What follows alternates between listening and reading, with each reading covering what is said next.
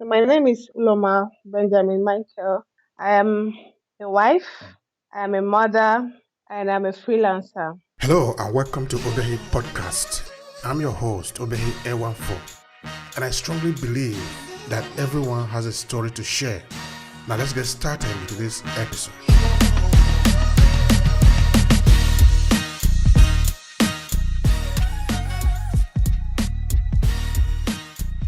I graduated from the University of Cape Coast in Ghana about 6 years ago. Studied human resources management, and after a few years of searching for jobs relating to my studies and my course, and I didn't get any. Coupled with the lockdown and everything, I decided to go into freelancing. So I had to learn some skills, some digital skills, and that landed me into freelancing. And that's how I started my freelancing journey. Do you want to tell me a little bit about your background, more about it? So you were born where? Where did you grow up? That is important for us. Okay, I'm Nigerian, born in Nigeria. I was born in Port Harcourt, a family of five. I'm the only girl. I have four brothers.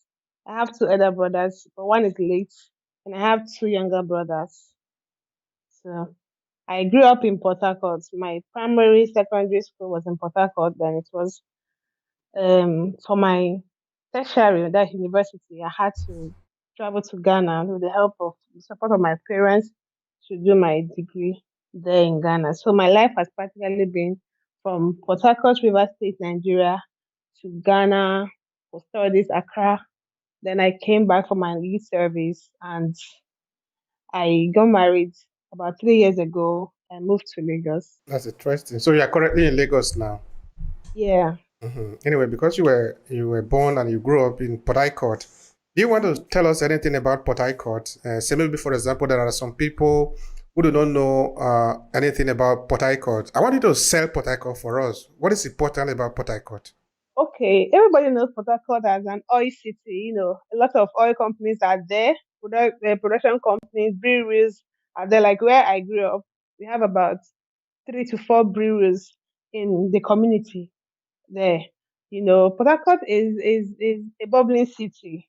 That there's life in Port Harcourt, and you can actually achieve a whole lot living in Port Harcourt. There's good lights compared to other states. There are good roads, as you know. Governor Wike is, building good roads and flyovers, bridges there. So there's good road networks. We can do good businesses there too because the population is good for business. And with electricity, you can actually have a successful business.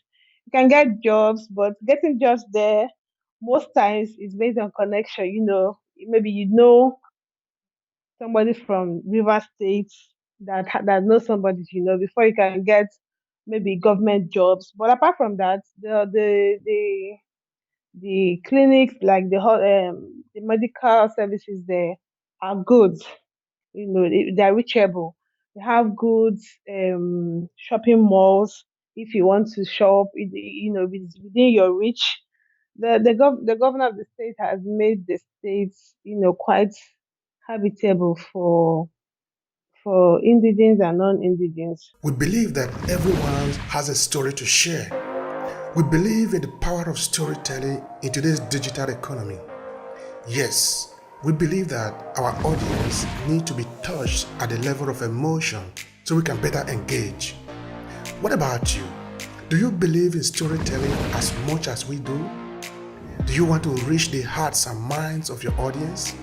Then join us in our online training class, Storytelling for Content Creators and Digital Entrepreneurs. Come to obehi14.com/storytelling and learn how to leverage your storytelling skills so you can earn more as a content creator and digital entrepreneur. Storytelling is a powerful instrument at our disposal. Let's explore it together. See you in the class.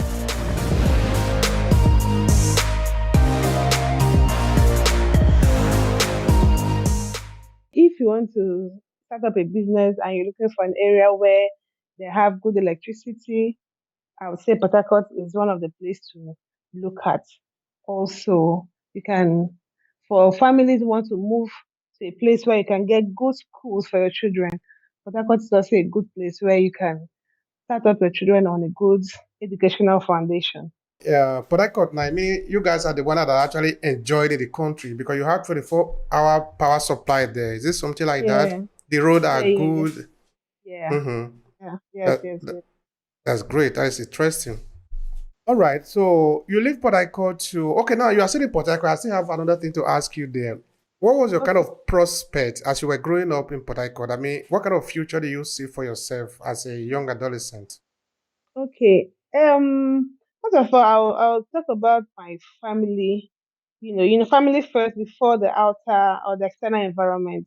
I grew up in a Christian home with a very strict, upbringing. You understand? Being an only girl made it more strict for me. So I didn't have that opportunity to, explore To play because around?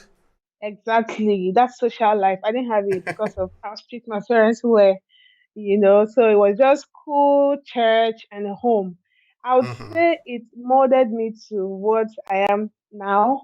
Staying at home all the time made me to even appreciate these remote jobs now because, of course, you work from home. But apart from that, my my educational background and how my parents really invested in us, all his children, to get that education that he didn't get when he was a child made me to made made me to see a lot of opportunities that maybe my peers did not see. I went to private schools from my nursery down to my up to my secondary education. I went to good private schools and I would say I got the best of education for myself at that period of time compared to other other children like same on the same environment. I got the opportunity to win a scholarship after my primary education. I won a federal government scholarship for my secondary education, but due to issues of indigene, being a non-indigene, despite the fact that my mom is from River State, but I was denied that opportunity, because of the fact that my dad is not from River State. So it was taken from me. It was painful because it really broke me, having envisioned how I'm going to go through that opportunity or that venture. But it did not stop me from continuous studies. And that made me to finish my secondary school with a very good result in my work and made my parents to say, okay, you can actually go to Ghana to do your first degree. So I'd say environment wise and family being coming from the family I came from, it really molded me to who I am today as an adult. So you mean now that there are some opportunity there in Port Harcourt, but because you are not an indigene, you cannot access it. Yes, yes. That And is that is that's something that really is not really good because of course I was born and brought up there and for the fact that my mom is from there, I think that's let's just say if you want to apply that angle, it should be something that I merited. Do you understand? I wrote it and I merited it. I got it on merit, not because of any other affiliations, but it is what it is. We're in Nigeria, so yeah, it happens. mhm. That's quite unfortunate. Looking at the country that we want to build, where we should be Yeah, talking of meritocracy instead of who you know. exactly. That is not fair. Anyway, that is the country. Every country have its own problem to deal with. This is our own. We need to look for a way to deal with our own. I All agree. right. Now, you're currently in Lagos. Do you want to give us a little background of what you see around you in Lagos? I mean, how you feel living in Lagos, doing your business, because that is what we are going to be concentrating on just now, where you are Yeah. doing freelancing and the rest of it. Okay. Yeah. So I'm not actually in Lagos, in the city of Lagos. I'm actually at the outskirts of Lagos, Ogun State. But you are That's cool there. good. You like the place, no? Yeah. Oh, okay. When I came in here after my wedding, it was quite new to me because the environment is totally, totally different from what I grew up in. Where I grew up in, you know, the culture, the language, the way of life, and everything, the environment in total. It was very, very different. It took me time to adjust. And trust me, I'm still adjusting.